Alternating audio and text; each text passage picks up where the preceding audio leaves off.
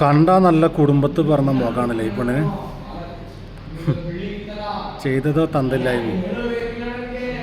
ഒരു പാമ്പ് പിടിച്ച ഭിന്നശേഷിക്കാരനായിട്ടുള്ളൊരു പയ്യനെ ഹണി ട്രാപ്പ് പെടുത്തി കൂടെ നഗ്നമായി കിടന്ന് വീഡിയോ ചെയ്യാൻ വേണ്ടി പ്രേരിപ്പിച്ചു. ക്യാമറ കണ്ടോടുകൂടി പയ്യനെ എതിർത്തപ്പോൾ ക്രൂരമായിട്ടുള്ള മർദ്ദനം. മുഖ്യപ്രതി സഫ്നയും കൂട്ടാളികളും അറസ്റ്റ്. കണ്ടാൽ നല്ല യോഗ്യൻ എന്ന് പറഞ്ഞ പോലെ നല്ല മുഖശ്രീയുള്ള കുട്ടി. പക്ഷേ കുടുംബത്തിനെ പറയിപ്പിക്കാനായിട്ട് എന്ത് കഥയല്ലേ. അപ്പോൾ ഇതുപോലെ ഒരുപാടെണ്ണം സോഷ്യൽ മീഡിയയിൽ വരും നിങ്ങളുടെ അടുത്തേക്ക്. നിങ്ങളെ ഗ്ലാമർ കണ്ടിട്ടൊന്നും അല്ല കേട്ടോ, നിന്നൊക്കെ എങ്ങനെ ഉപയോഗിക്കാമെന്നാണ് അവർ ചിന്തിക്കുന്നത്. അതുകൊണ്ട് ഏതെങ്കിലും ഒരുത്തി ഇടിച്ച് കാട്ടുമ്പോഴത്തേനും പോയി ചാടാൻ നിൽക്കണ്ട. എട്ടിൻ്റെ പണി പുറകെ വരും. മനസ്സിലായില്ലേ? നമ്മളിങ്ങനെ വണ്ടടിക്കുക എന്തൊരു കാണാൻ ചെറുക്കുള്ള പെണ്ണാണ് എന്നെ എൻ്റെ അടുത്തേക്ക് ലവ്, എൻ്റെ അടുത്ത് പ്രേമം എന്നൊക്കെ പറഞ്ഞ് വരുന്നത്. ഞാൻ ആരാ മതിൽ, ഞാൻ ഭയങ്കര കാമദേവനാണ്, അല്ലെങ്കിൽ ഞാൻ ഭയങ്കര ഗ്ലാമറുള്ളവനാണെന്ന് സ്വയം അങ്ങോട്ട് തോന്നും നമുക്ക്. മനസ്സിലായ? ചെന്ന് പൊട്ട് കൊടുക്കുന്നത് ഇതുപോലത്തെ ഐറ്റംസിൻ്റെ അടുത്തേക്കായിരിക്കും. അപ്പോൾ ശ്രദ്ധിക്കുക. ഇവളെപ്പോലുള്ള ഒരുപാടെണ്ണം ഈ കേരളത്തിലൂടെ ചെറുപ്പക്കാർ ലക്ഷ്യമിട്ടുകൊണ്ട് നടന്നു പോകുന്നുണ്ട്. കുറേ ആൾക്കാർ പെട്ടിട്ടുണ്ട്, പല ആൾക്കാരും പേടിച്ചുകൊണ്ട് പുറത്ത് പറയാത്തതുകൊണ്ടായിരിക്കും.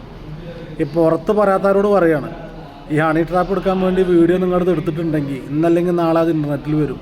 അതുകൊണ്ട് ധൈര്യസമേതം പോലീസ് കൊണ്ടുപോയി കേസ് കൊടുക്കുക.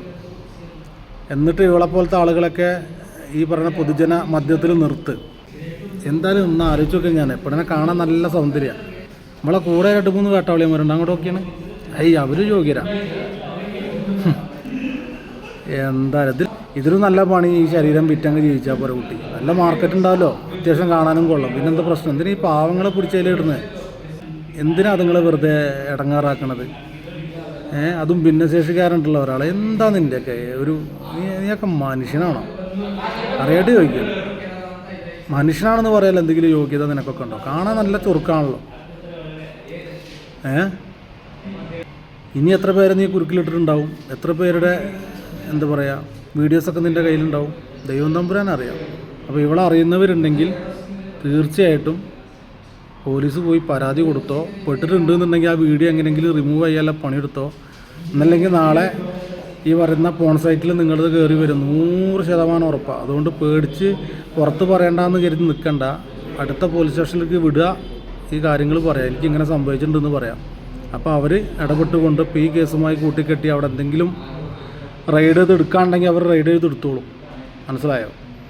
അപ്പോൾ എത്രയും പെട്ടെന്ന് ചെയ്തോ. പെട്ടുപോകണ്ടാവും. പെട്ടുപോയവരുണ്ട്. ഇവിടെ കണ്ടിട്ട് എനിക്ക് തോന്നുന്നത് നല്ല കാണാൻ ഗ്ലാമറൊക്കെ ഉള്ളതുകൊണ്ട് കുറേ എണ്ണം പെടാനുള്ള സാധ്യത ഉണ്ട്. അതുകൊണ്ടാണ് ഞാൻ പറയുന്നത്. മനസ്സിലായോ? അപ്പോൾ ശ്രദ്ധിക്കുക. ഇതുപോലത്തെ വിഷവിത്തുക്കളിൽ നിന്നും മാറി നടക്കുക. ശരിയെന്നാ.